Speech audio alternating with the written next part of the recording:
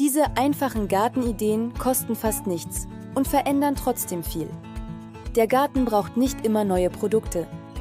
Hallo und willkommen bei Garten Lea. Manchmal denkt man im Garten, dass für jedes Problem ein neues Produkt nötig ist. Ein spezieller Dünger, eine neue Bewässerung, ein Mittel gegen Schädlinge oder eine teure Lösung aus dem Gartencenter. Dabei liegt vieles, was dem Garten helfen kann, oft schon zu Hause bereit. In der Küche, im Papierkorb, auf dem Kompost oder direkt auf dem Boden zwischen Laub, Zweigen und alten Pflanzenresten. Dieses Video zeigt einfache Gartenideen, die fast nichts kosten. Nicht als schnelle Wundermittel, sondern als ruhige, praktische Möglichkeiten, den Garten besser zu verstehen und natürliche Kreisläufe zu nutzen. Denn ein guter Garten entsteht nicht nur durch Kaufen. Er entsteht durch Beobachten, Ausprobieren und durch ein Gefühl für den Boden. Kaffeesatz richtig verwenden. Kaffeesatz gehört zu den bekanntesten Hausmitteln im Garten. Aber genau deshalb wird er oft falsch verwendet. Viele geben feuchten Kaffeesatz direkt aus dem Filter auf die Erde. Das kann problematisch werden. Wenn Kaffeesatz nass und dicht auf der Oberfläche liegt, kann er schimmeln.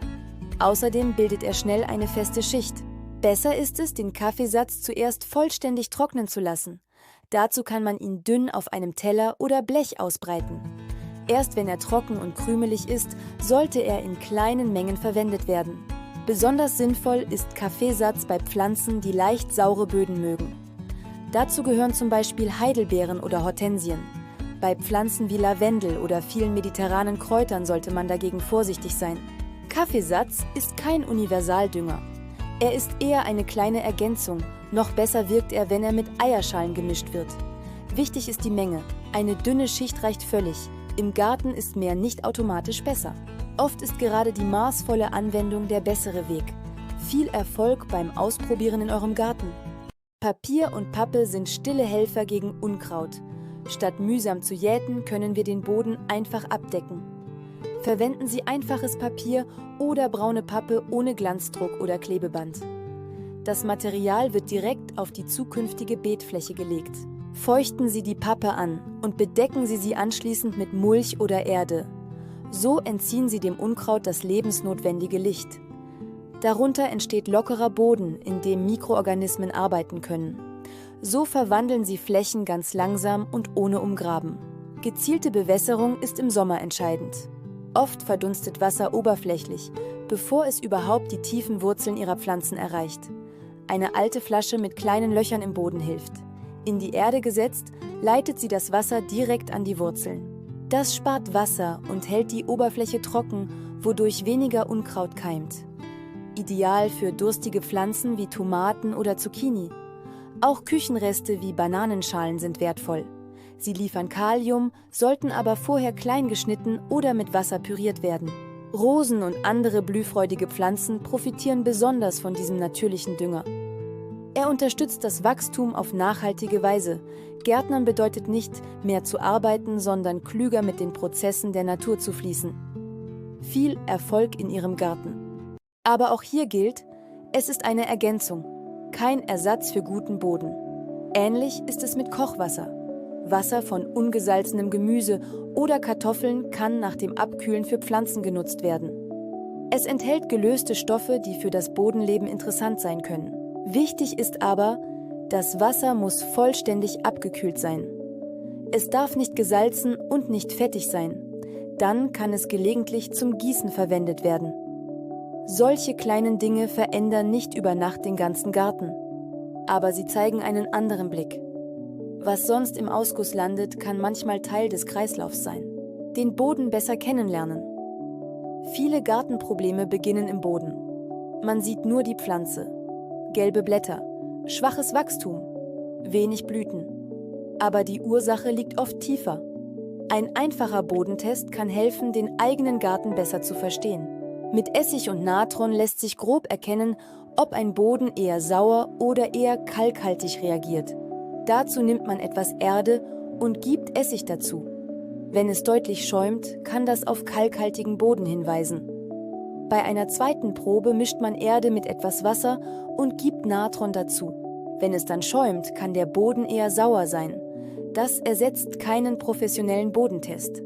Aber es gibt eine erste Orientierung und genau diese Orientierung ist oft schon wertvoll, denn nicht jede Pflanze mag denselben Boden.